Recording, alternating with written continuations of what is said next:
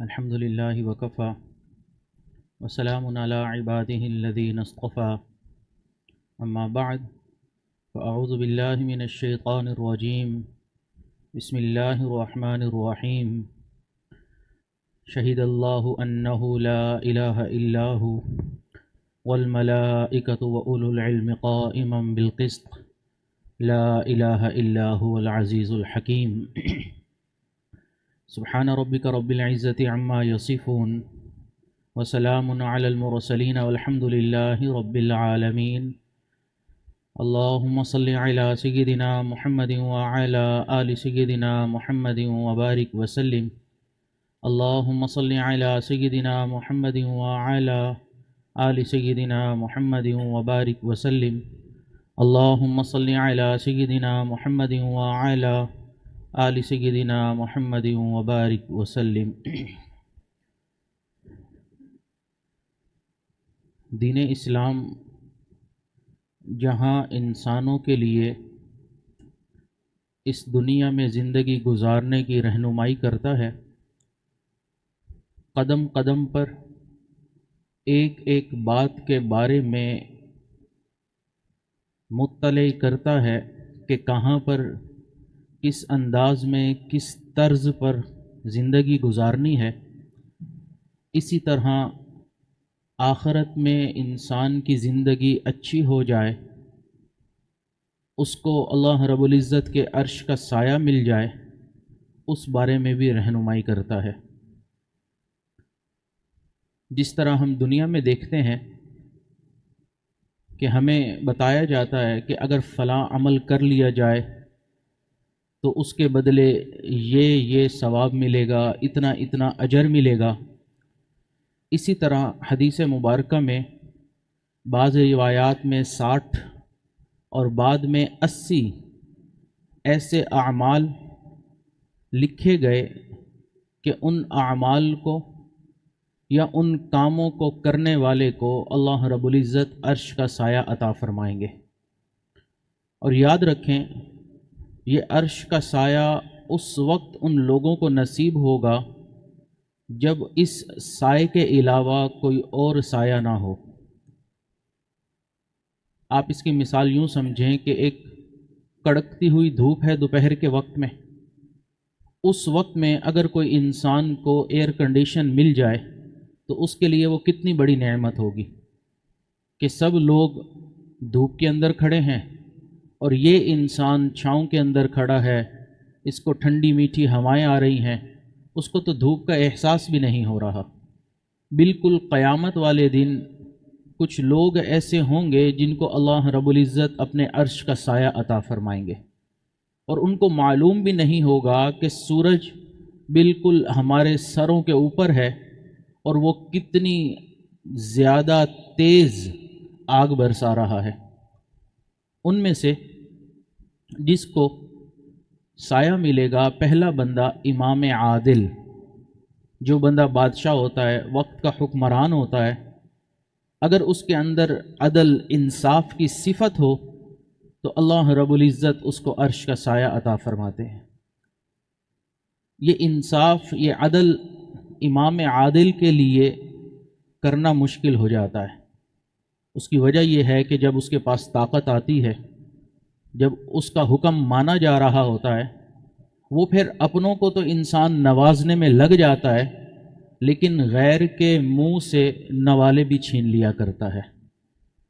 اپنے معاملات رفع دفع ہو رہے ہوتے ہیں،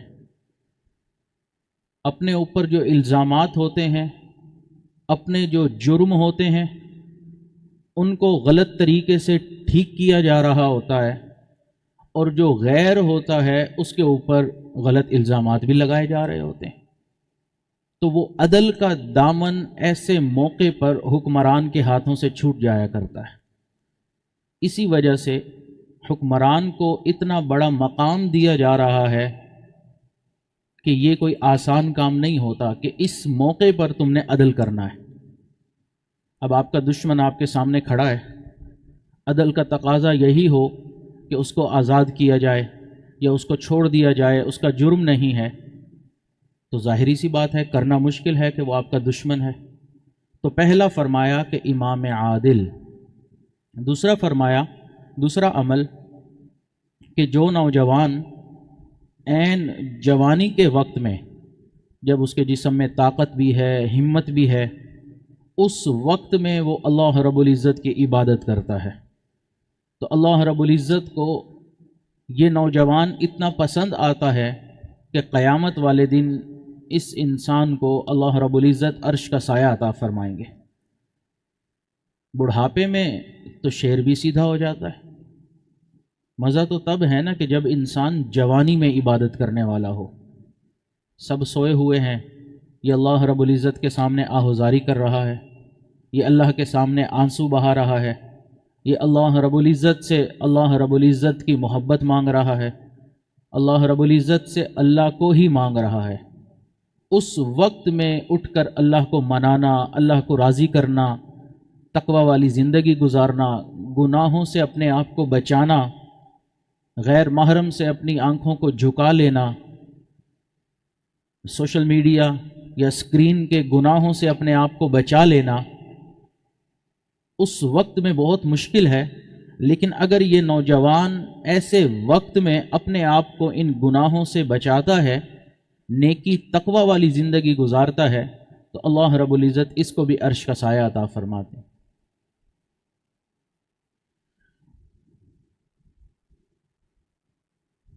تیسرا فرمایا کہ اللہ رب العزت کے لیے ایک دوسرے سے محبت کرنے والے انسان دنیا میں کسی نہ کسی بنیاد پر دوسرے سے محبت کرتا ہے۔ کئی مرتبہ وہ بنیاد دنیا کا پیسہ ہوتی ہے، کئی مرتبہ جمال ہوتا ہے، کئی مرتبہ طاقت ہوتی ہے، کئی مرتبہ اس کا خوف ہوتا ہے، اس وجہ سے اس کو ظاہراً محبت کا اظہار کرنا پڑتا ہے۔ تو مختلف وجوہات ہوتی ہیں، لیکن یہ وجہ کہ انسان فقط اللہ رب العزت کی محبت کی وجہ سے کسی سے محبت کرے، یہ اللہ رب العزت کو اتنا پسند ہے۔ اس کی مثال جیسے ہم علماء کرام سے محبت کرتے ہیں، حضرات مشائخ اکابر سلف صالحین سے محبت کرتے ہیں، اس محبت کی وجہ کیا ہے؟ اللہ رب العزت ہے کہ وہ اللہ کے نیک بندے تھے۔ حضرات صحابہ کرام سے محبت کرنا، کسی ایک پر بھی تنقید نہ کرنا، تو یہ سب اللہ رب العزت کی محبت کی وجہ سے ہے، اور یہ اللہ رب العزت کو بہت پسند ہے۔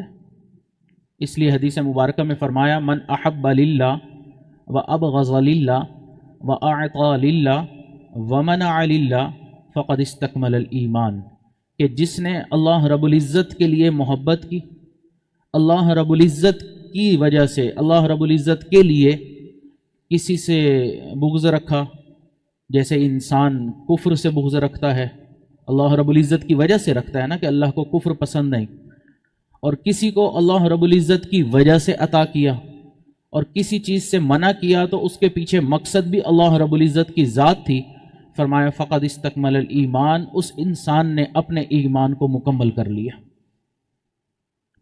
تو یہ اللہ رب العزت کے محبت کرنے والا یہ عرش کے سائے کے تلے ہوگا۔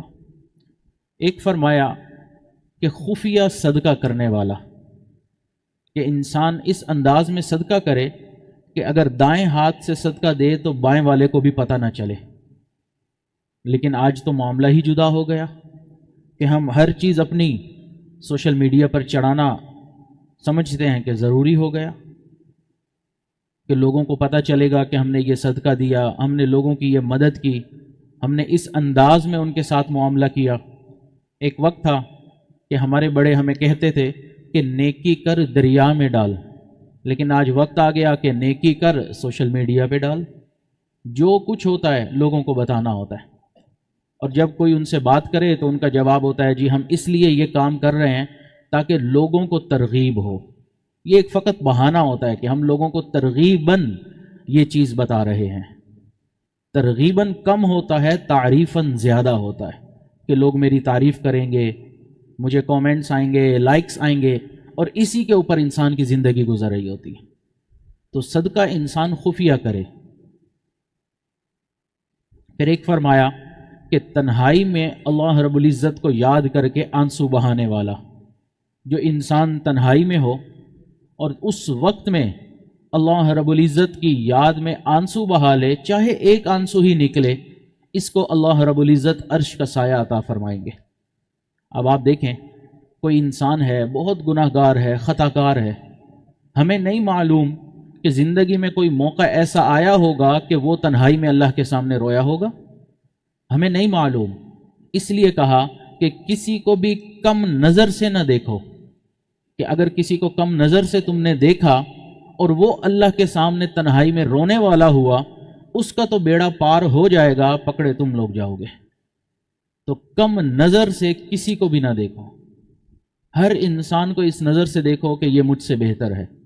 کوئی بڑا ہے عمر میں تو اس نظر سے انسان دیکھے کہ یہ عمر میں بڑا ہے، اس کو نیک اعمال زیادہ کرنے کا موقع ملا ہے۔ کوئی چھوٹی عمر کا ہو تو اس نظر سے دیکھیں کہ یہ عمر میں مجھ سے چھوٹا ہے، اس نے تو ابھی وہ گناہ کیے ہی نہیں جو کر کر کے میں یہاں پہنچ چکا ہوں۔ تو ہر انسان کو اپنے سے بہتر جانے۔ تو یہ تنہائی میں اللہ رب العزت کو یاد کرنے والا یہ عرش کے سائے تلے ہوگا۔ ایک فرمایا کہ اگر کوئی بندہ کسی کو قرض دے اور جو قرض لینے والا ہو وہ وقت پر دے نہ سکے، اور یہ اس کو تھوڑی مہلت دے دے کہ چلے میں آپ کو مزید مہلت دیتا ہوں، آپ نے مثال کے طور پر مجھے 20 تاریخ کو دینا تھا، اب میں آپ کو 25 یا 30 تاریخ تک کی مزید مہلت دے دیتا ہوں، تو قرض لینے میں آسانی کرنے والا، اس کو بھی اللہ رب العزت عرش کا سایہ عطا فرمائیں گے۔ لیکن ہمارے اس معاشرے میں کئی مرتبہ لوگ پھر ایسے لوگوں کے ساتھ زیادتی بھی کر جاتے ہیں۔ ان کو پتہ ہے کہ نرم دل کا ہے، نرم طبیعت کا ہے، تو قرض اس کو دینا کوئی نہیں، بس اس کو لٹکائے رکھو، تو وہ اس کے لیے ایک اور گناہ بڑھ جائے گا۔ ایک تو قرض دے نہیں رہا اور اوپر سے جھوٹ پہ جھوٹ بول رہا ہے، میرے پاس ابھی پیسے نہیں، میں ابھی دے نہیں سکتا، ابھی میرا یہ معاملہ ہو گیا، ابھی وہ معاملہ ہو گیا۔ تو ایک تو قرض وقت پر نہ دینے کا گناہ اور اوپر سے جھوٹ پر جھوٹ بولنے کا گناہ۔ تو اگر تو موجود ہے تو انسان قرض واپس پہ کر دے، اگر نہیں موجود تو اس کو چاہیے کہ اس کو مزید مہلت دے دے۔ لیکن آج کل قرض لینے والے کی آواز میں جو مٹھاس ہوتی ہے نا، ایسے لگتا ہے کہ پوری دنیا کی شیرینی اس وقت اس کی زبان کے اوپر رکھی ہوئی ہے، اور لینے کے لیے چلے جاؤ، پھر اس کا بیہیو، اس کا انداز، اس کا طور طریقہ ہی انسان دیکھتا ہے کہ بدلا ہوا ہے۔ ملاقات نہیں کر رہا، اس کا فون نہیں سن رہا، بات نہیں سن رہا۔ ایک بات یاد آئی، ایک ملا صاحب تھے، انہوں نے کسی کو قرض دیا۔ اب وہ جب اس کے گھر جائیں، وہ کبھی گھر سے بھاگ جائے، کبھی چھپ جائے، کبھی ملاقات نہ کرے۔ تو انہوں نے کچھ مہلت دے دی کہ چلو پھر فلاں دن آ جاؤں گا، فلاں دن گئے، وہ پھر گھر سے غائب۔ کرتے کرتے کافی وقت گزر گیا تو وہ صاحب گئے اور سیدھا جا کے قبرستان کے دروازے پہ بیٹھ گئے۔ کسی نے کہا آپ یہاں کیوں بیٹھے ہو؟ کہتا ہے ایک نہ ایک دن یہ بندہ یہاں آئے گا نا، تب میں اس کو پکڑوں گا کہ میرا قرض کیوں نہیں دے رہا۔ تو اتنا بھی نہ لٹکائیں کہ انسان کی یہ مہلت آ جائے۔ اس لیے آپ صلی اللہ علیہ وسلم نے 2 طرح کے لوگوں کا نماز جنازہ نہیں پڑھایا۔ اب آپ اندازہ کریں کہ یہ کوئی چھوٹی بات نہیں ہے۔ اگر آج کے دور میں جنازہ رکھا ہو اور جو جنازہ پڑھانے والے عالم ہیں وہ کہہ دیں کہ میں اس کا جنازہ نہیں پڑھاتا، تو کتنا ہنگامہ کھڑے ہونے والی بات ہے، اور ایک بے عزتی انسان کو محسوس ہوتی ہے کہ میرے والد کا، بھائی کا، بیٹے کا یا والدہ کا یا بہن کا، کسی بھی محرم رشتہ دار کا جنازہ نہیں پڑھایا جا رہا۔ وجہ کیا ہے؟ ایک ہنگامہ کھڑا ہوگا۔ لیکن اگر کوئی وقت کا ولی ہو اور دنیا مانتی ہو کہ یہ ولی ہے، وہی جنازہ پڑھانے سے انکار کر دے۔ لیکن یہاں پر معاملہ ولی کا بھی نہیں، صحابہ کا بھی نہیں، معاملہ اللہ کے رسول صلی اللہ علیہ وسلم کا ہے کہ آپ صلی اللہ علیہ وسلم نے 2 جنازے پڑھائے ہی نہیں۔ نمبر 1، جو انسان خودکشی کرتا ہے، اپنی جان خود اپنے ہاتھوں سے لیتا ہے، ایسے انسان کا جنازہ اللہ کے رسول صلی اللہ علیہ وسلم نے نہیں پڑھایا کہ ولی نفسی کا علیہ کا حق، کہ انسان کے اوپر اس کی جان کا حق ہے اور اس نے وہ جان ہی لے لی، ایک خودکشی کرنے والا۔ اور دوسرا وہ انسان کہ اس نے لوگوں کے پیسے ادا کرنے تھے، قرض ادا کرنا تھا، لیکن اس نے نہیں کیا اور اسی حالت میں اس کو موت آ گئی. اللہ کے محبوب نے فرمایا کہ نہیں، ایسے بندے کا میں جنازہ نہیں پڑھاؤں گا. اب آپ اندازہ کریں کہ رسول اللہ صلی اللہ علیہ وسلم کسی کا جنازہ پڑھانے سے انکار کر دیں، یہ کوئی چھوٹا عمل تو نہیں ہے. اور آج ہم نے اس کو بہت ہی معمولی عمل سمجھ لیا کہ خیر ہے، اگر نہیں بھی دیے پیسے تو کیا فرق پڑتا ہے. تو اس لیے اگر ایک انسان نرم طبیعت کا مالک ہے، آپ کو مہلت دے رہا ہے، تو اس کا ناجائز فائدہ نہ اٹھایا جائے. یہ جو مہلت دے رہا ہے یہ تو عرش کے سائے تلے آ کے کامیاب ہو جائے گا، لیکن جو ناجائز فائدہ اٹھا رہا ہے اس کے بارے میں کیا ہوگا وہ پھر اللہ تعالیٰ قیامت والے دن بتا دیں گے. ایک عمل فرمایا کہ جو انسان تجارت کرتا ہو اور تجارت میں سچائی والا معاملہ کرنے والا ہو، سچ ہو، سچا تاجر، یہ جو ہے اللہ رب العزت کے عرش کے سائے تلے ہوگا. کیونکہ تجارت میں سچ بولنا ہر چیز کے بارے میں بڑا مشکل ہو جاتا ہے. آپ بازاروں میں جا کے دیکھ لیں، جھوٹ بول رہے ہوتے ہیں کہ ہماری یہ چیز، یہ پروڈکٹ فلاں جگہ کی بنی ہے، ممکن ہے فلاں جگہ کی نہیں بنی ہوتی، سٹیکر تبدیل کر دیا جاتا ہے، یا چیزوں کے اوپر سے ایکسپائری ڈیٹ تبدیل کر دی جاتی ہے، یا غلط بیانی کر دی جاتی ہے، یا بل کے اندر ہیر پھیر کر دیا جاتا ہے کہ دیکھیں جی میں تو آپ کو مثال کے طور پر یہ چیز 1000 روپے کی دے رہا ہوں، مجھے خود یہ 1005 روپے کی پڑی ہے، صرف 5 روپے منافع کما رہا ہوں. جبکہ حقیقت میں کیا ہوتا ہے کہ وہ غلط بل ہوتا ہے، حقیقت میں وہ چیز ہو سکتا ہے اس کو 800 روپے کی پڑی ہو، تو غلط بل بنوا کر وہ اس کو شو کر رہا ہوتا ہے. تو یہ سچائی والا معاملہ نہیں کیا، سچ نہیں بولا، اس وجہ سے پھر ایسا انسان اللہ کے عرش سے، اس کے سائے سے محروم ہو جاتا ہے. تو تجارت سچائی کے ساتھ کریں. اگر آپ کوئی چیز بیچنے کے لیے گئے ہیں اور آپ کو معلوم ہے کہ میری اس چیز کے اندر یہ خرابی ہے، تو اس انسان کو بتا دیا جائے کہ یہ خرابی موجود ہے. لیکن ہم اپنی خرابیاں چھپا رہے ہوتے کہ اس کو معلوم نہ ہو. ہمیں معلوم ہے کہ یہ کپڑے کا تھان ہے، اس کے اندر خرابی ہے، لیکن ہم نہیں بہت اچھا بہترین کپڑا ہے، آپ کو کہیں نہیں ملے گا.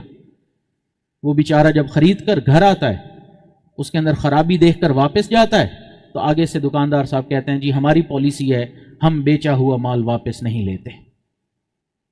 تو یہ اس نے سچائی والا معاملہ تو نہیں کیا، سچ تو نہیں بولا. تو سچا تاجر اللہ کے عرش کے سائے تلے ہوگا. تو اس کی اگر اپوزٹ بات کریں تو جھوٹا تاجر اللہ کے عرش کے سائے سے محروم ہوگا. اتنی چیز کی کوالٹی نہیں ہے جتنی یہ چیزوں کی کوالٹی بتا رہا ہے. میرے جیسی چیز آپ کو کوئی بھی نہیں دے گا، ہو سکتا ہے اس سے بہتر ساتھ والا دکان والا دے رہا. پھر اگلا فرمایا یتیم کی پرورش کرنے والا.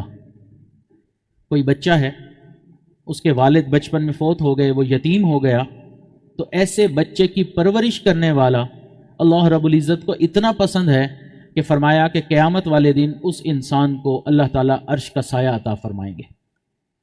حدیث مبارکہ کا مفہوم ہے کہ جو انسان کسی یتیم کے سر کے اوپر شفقت سے ہاتھ رکھتا ہے، اس کے ہاتھ کے نیچے جتنے زیادہ بال ہوتے ہیں اللہ تعالیٰ اتنی نیکیاں اس انسان کو عطا فرما دیتے ہیں.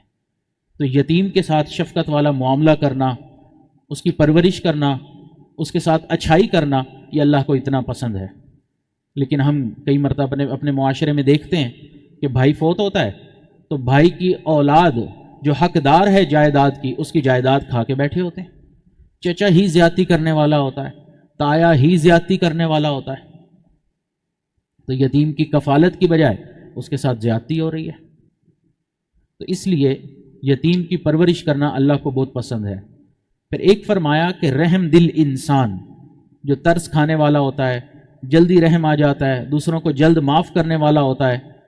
تو یہ جو جلد معاف کرنے کی صفت ہوتی ہے، رحم دلی ہوتی ہے، نرمی ہوتی ہے اس انسان کی طبیعت میں، یہ اللہ رب العزت کو پسند ہے، اور اللہ تعالیٰ اس کے بدلے اس کو عرش کا سایہ عطا فرمائیں گے.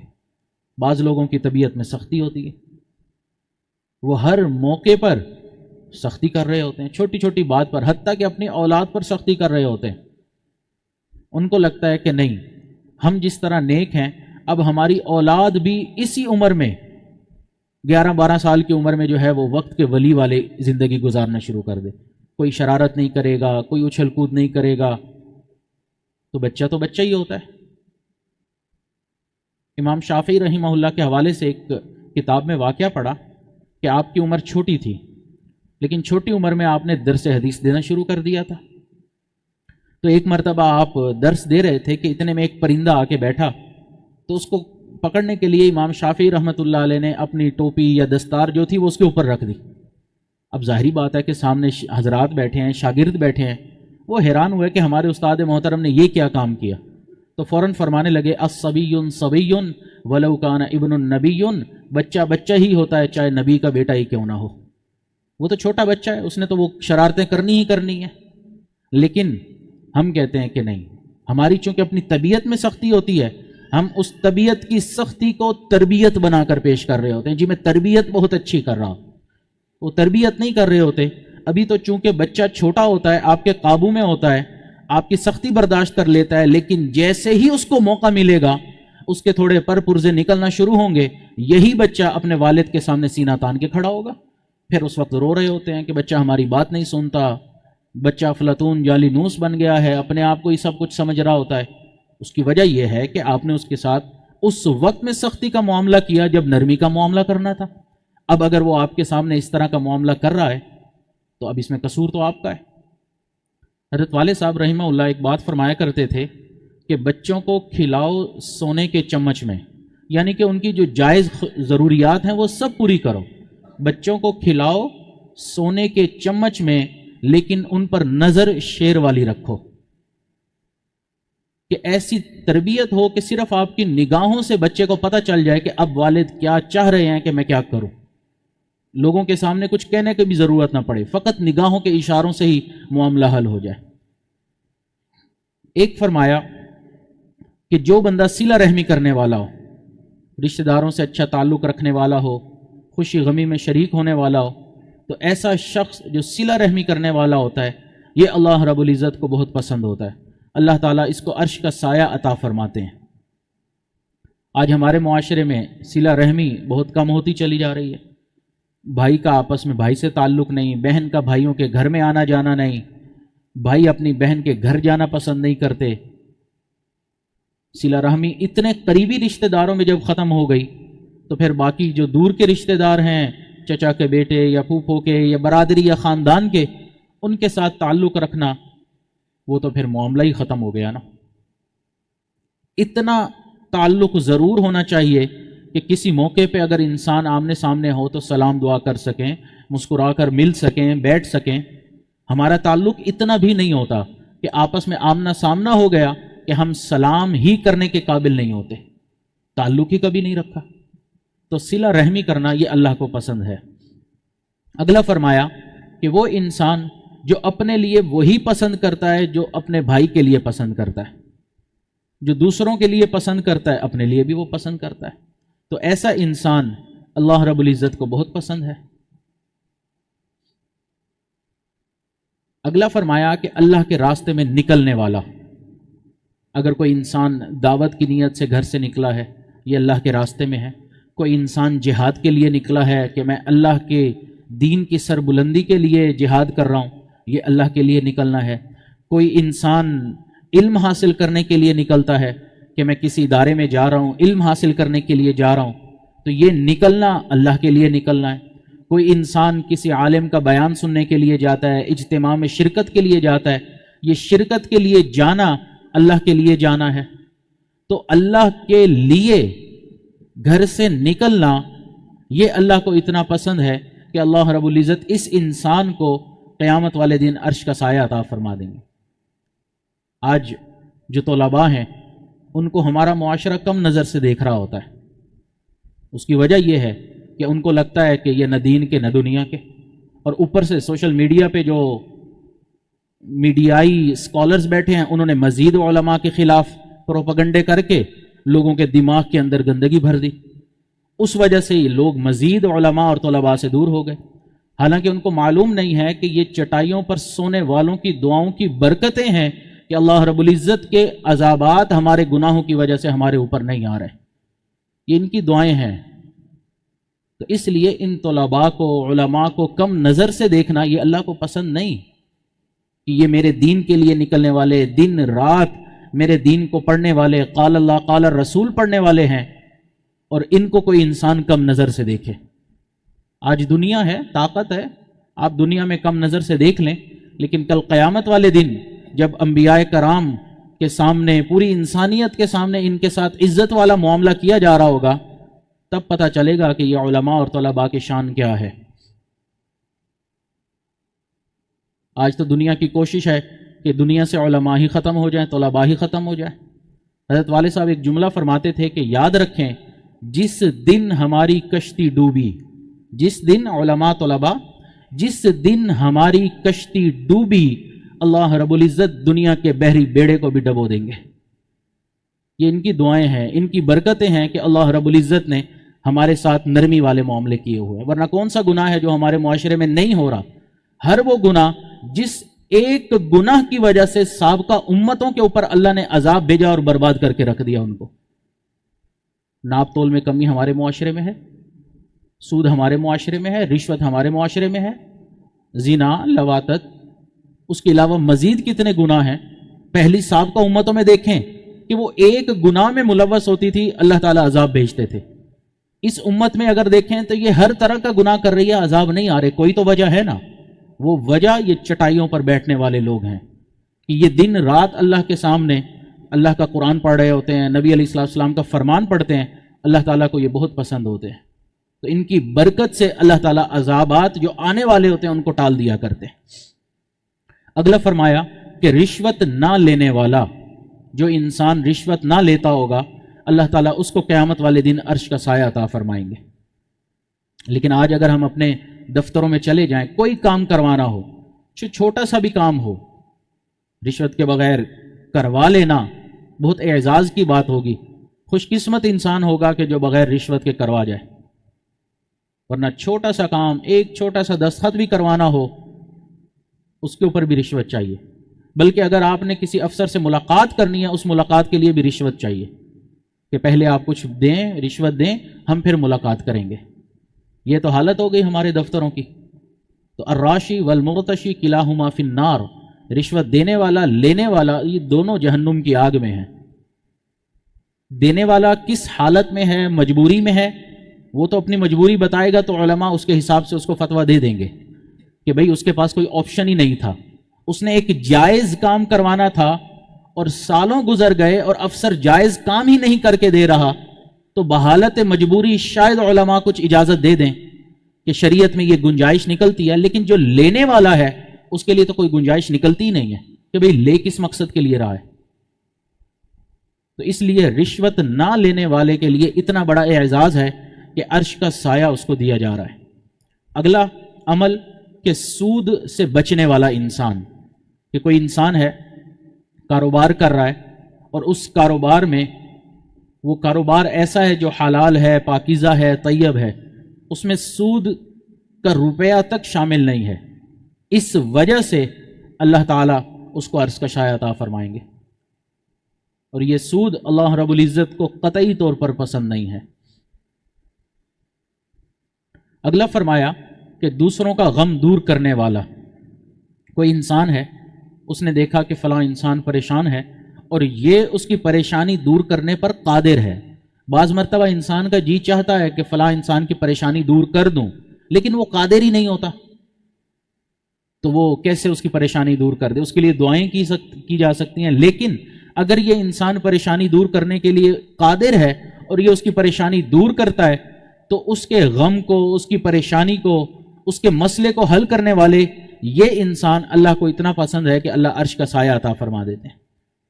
کئی مرتبہ ضروری نہیں ہوتا کہ پریشانی حل کرنا جو ہے اس کے لیے اس کو کوئی مدد کرنا ہو، کوئی معاملہ. کئی مرتبہ صرف اس پریشانی میں اس کو میٹھے دو بول دینا بھی اس کے غم کو ہلکا کر دیتا ہے کہ اس نے اس غم میں میرے سامنے یہ دو بولے تھے، میرا غم ہلکا ہو گیا، میرا غم ختم ہو گیا، میرے دل کو تسلی ہو گئی. تو اس غم کو دور کرنے والے انسان کو اللہ عرش کا سایہ عطا فرماتے ہیں. اگلا فرمایا کہ نبی علیہ الصلوۃ والسلام کے اوپر کثرت کے ساتھ درود شریف پڑھنے والا انسان، جو انسان کثرت سے درود پڑھنے والا ہوگا، اللہ رب العزت اس کو عرش کا سایہ عطا فرمائیں گے. آج درود شریف کی طاقت کا ہمیں شاید اندازہ نہیں ہے کہ یہ درود شریف اپنے اندر کتنی طاقت رکھتا ہے۔ حضرات علماء کرام نے اتنے موقع لکھے ہیں کہ جہاں جہاں درود پڑھے کہ ایسا لگتا ہے کہ ہر قدم پر ہی درود پڑھنا چاہیے۔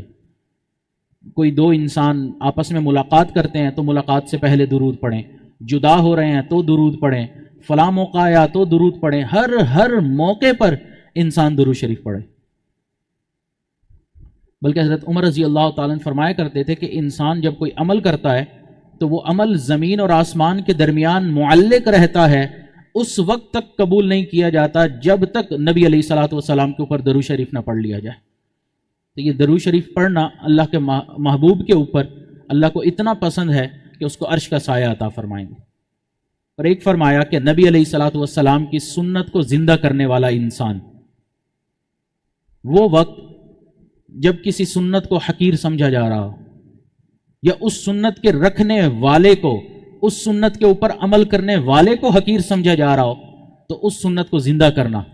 جیسے اگر آج دیکھیں تو ہمارے معاشرے میں داڑھی رکھنے والے کو حقیر سمجھا جاتا ہے، نوجوانی میں کوئی انسان عالم بنتا ہے یا علماء کے پاس آتا ہے تو کئی مرتبہ گھر میں والدین ہی رکاوٹ بن رہے ہوتے ہیں کہ تم ابھی کن لوگوں کے چکر میں پڑ گئے، یہ کوئی عمر ہے نمازوں کی، یہ کوئی عمر ہے مولوی ملا بننے کی، ابھی تو زندگی بہت پڑی ہے۔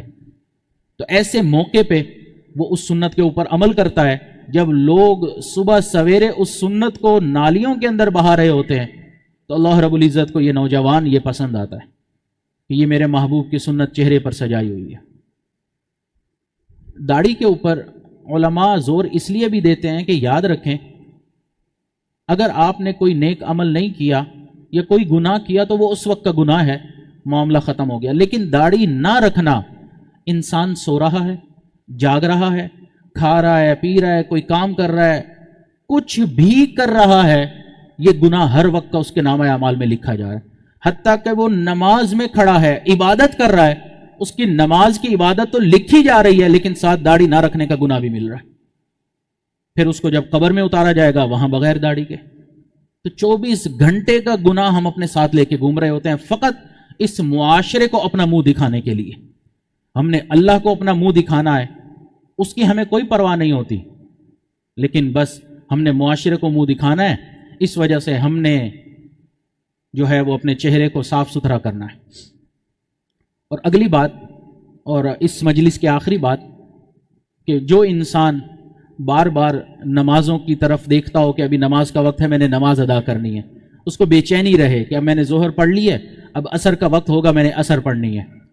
تو نماز کا خیال رکھنے والا، نمازوں کے اوقات کا خیال رکھنے والا، اپنے وقت پر نماز ادا کرنے والا، یہ انسان اللہ رب العزت کو اتنا پسند ہے کہ اللہ رب العزت اس کو بھی قیامت والے دن عرش کا سایہ عطا فرمائیں گے۔ تو یہ چند اعمال تھے جو خدمت میں عرض کر دیے۔ اللہ رب العزت سے دعا ہے کہ اللہ رب العزت ان اعمال کے اوپر ہمیں عمل کرنے کی توفیق عطا فرمائے۔ وآخر دعوانا ان الحمد للہ رب العالمین۔ جی